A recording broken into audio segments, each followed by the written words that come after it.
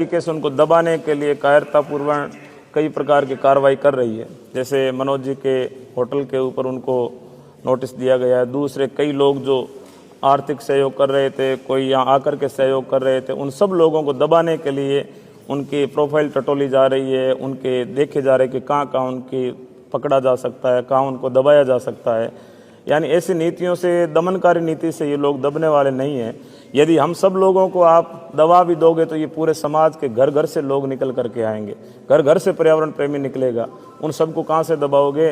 और अब तो आगे मुकाम का मेला आ रहा है और अब की बार मुकाम का मेला हम खिचड़ियों के नाम ही कर देंगे, क्योंकि हमने जब शुरुआत की थी तभी कह दिया था कि मेला अब की बार हमेशा एकादशी से शुरू होता है, लेकिन अब की बार मेला प्रतिपदा को शुरू हो गया था और 15 दिन हो गए यहाँ चल रहा है। लेकिन अब ये मेला अपने उफान पे आएगा और जब इतने उफान पे लोग आ जाएंगे तो फिर शहर की व्यवस्थाओं का क्या होगा। इसलिए प्रशासन को सोच लेना चाहिए और हमारी वाजिब सी मांग है उसको मान करके और जल्दी से जल्दी जो है इसके ऊपर निर्णय देना चाहिए। प्रशासन का ये कहना है कि संत जयपुर गए थे तो ये संतुष्ट होकर वापस आए थे।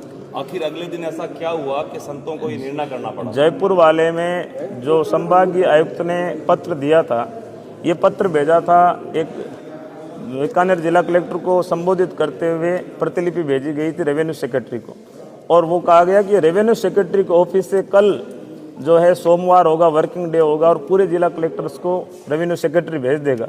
लेकिन हमने सोमवार को दिन भर इंतजार किया, कोई रेवेन्यू सेक्रेटरी के द्वारा पत्र दूसरे जिला कलेक्टर को नहीं भेजा गया तो हमने धरने पे आकर के जो चीजें थी वो बता दी। 5-7 दिन पहले हजारों की संख्या में यहाँ पर भीड़ मौजूद है। हाँ जी। अभी पिछले 2 दिनों से देख रहे हैं कि बहुत ही कम संख्या में लोग रहे हैं। क्या अभी हमने लोगों को ज्यादा आग्रह नहीं किया है क्योंकि मेला आगे आ रहा है।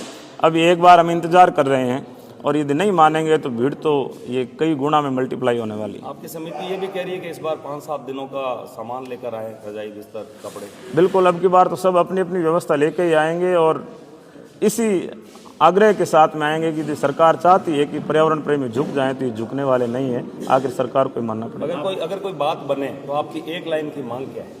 एक लाइन की मांग यही है कि जो रेवेन्यू सेक्रेटरी इस चीज़ को पूरे जिला कलेक्टर को पाबंद कर दे कि खेजड़ी किसी भी सूरत में नहीं कटनी चाहिए, पेड़ नहीं कटने चाहिए और इनकी रक्षा करना राज का धर्म है और राज के जितने भी अधिकारी है, कर्मचारी है, वो इसके लिए पूर्ण रूप से पाबंद है। ऐसा आदेश जैसे ही वहाँ से निकलेगा हम तो धरना जो है इसको प्रशासन को भरोसा नहीं है, वो कह रहे हैं कि अगर फिर ऐसा